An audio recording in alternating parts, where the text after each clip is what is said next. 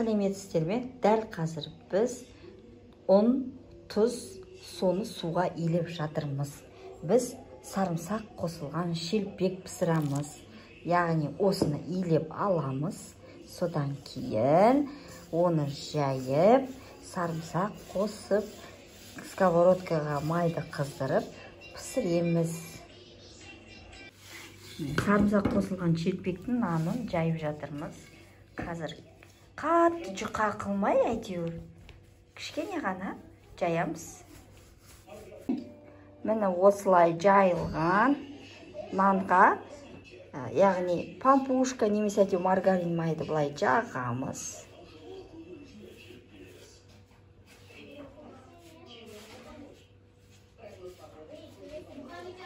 Осылай толық жағамыз да сарымсақтан кішкене саламыз.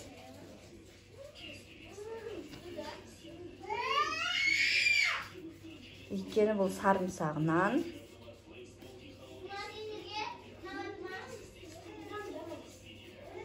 Содан кейін біз бұны ораймыз. Домалақ қылдырып ораймыз, түп-түзу қылдырып.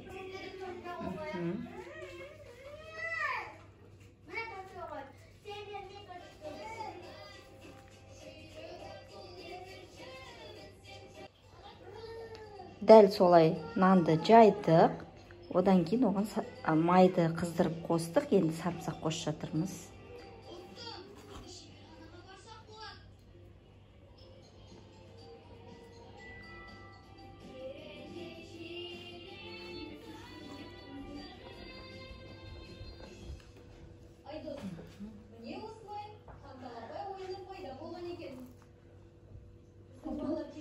Болды, енді ораймыз.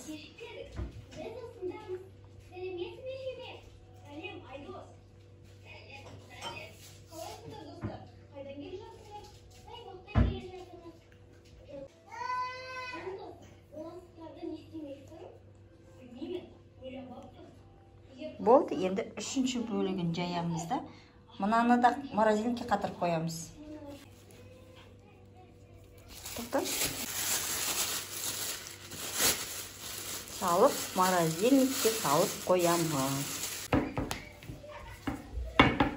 Үстінен осылай жаямыз. Майы шығып жатады, сарымсағы шығып жатады, ол ештеңе кетпейді. Шелпек сияқты жаямыз.